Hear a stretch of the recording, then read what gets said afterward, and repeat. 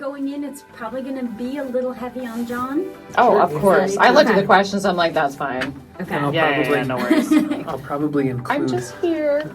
Yeah. Do you? Oh yeah, I can do this totally. Do you have a title for your involvement with the website? John, do I have a title? Are you just friend? Gosh, and that's something I guess we could talk host, about. I don't know. I don't really know either. I don't Work it know out. how to own it.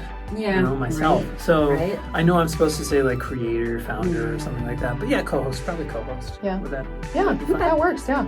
Okay. I'll bet. That works for me. This is Main Street on Prairie Public. I'm Ashley Thornberg, and I want you to think about this question for a second. Where are you from?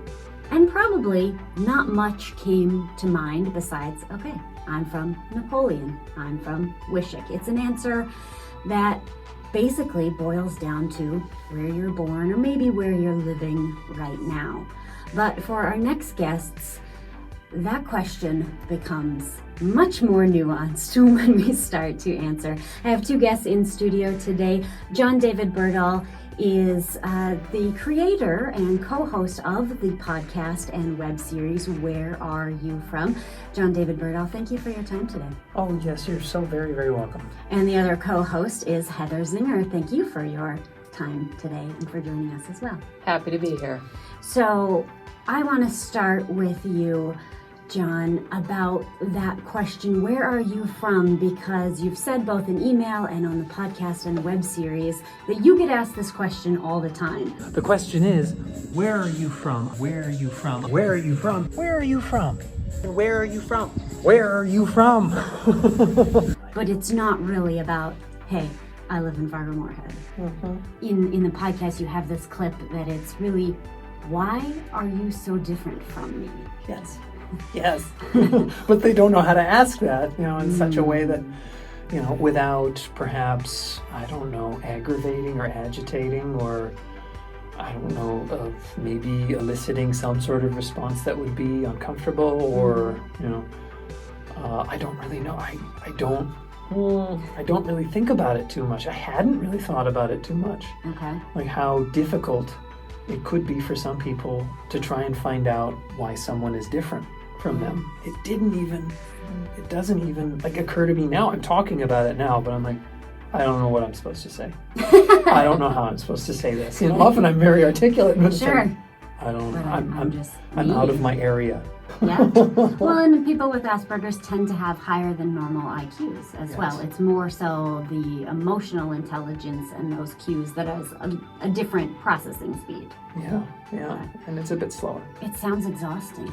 It can be, but since this has been my world, I don't know, coped with it and got acclimated to it and got used to it. And now we had been talking, and so now it's my superpower to really figure out what's going on. And I have a really associative and connective mind, and I can see, pieces. I can see everything that's going on, and I start to put it together, in a way that's supposed to make sense to me. And then often when I do that, people will say, wow, that really makes sense to me. It's like, that makes better sense to me, the way you put this together. And by that I mean a web series.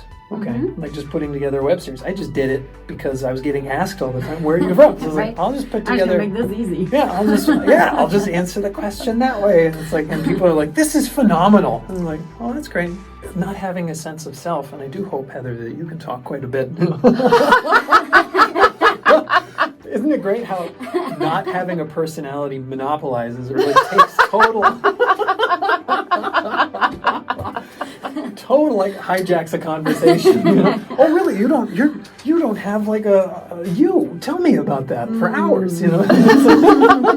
Yeah. In fact, Heather, I want to play a clip because Please. You come in season 2 of the Where Are You From podcast. And we are visiting with the co-hosts of that program, John David Berdahl and Heather Zinger. And Heather, in this clip, you are really frustrated. Is this the banging the This is table one? the banging on the table one. Yeah, about going through life. Yeah. With the neurodivergent brains that you have Yeah. in a world that is neurotypical. And we're going to talk more about what that means, but I want to establish a little bit more what that feels like. Mm-hmm. And can we just take a moment to be like, okay, we both have diagnoses, we both have done our work, we both continue to do our work, and yet sometimes when it comes to certain neurotypicals, it's like, are you you could do some work. You could, and you need to. Stop making it hard. Right? Sure. Yes. So can you talk to the power of using phrases like that? Like neurodiversity and neurotypical? Yeah, versus normal and abnormal. Yeah, and sometimes I throw in the normals just because if people haven't had any experience or exposure to different brains and what that means, and that's a thing, normal and not normal is going to make more sense to them. So it's really like, what audience are we talking to? But the purpose of bringing in neurotypical, neurodiverse is to be like, now these are parts of identity, they're parts of being and interacting and behaving in the world that need to be named, need to be talked about.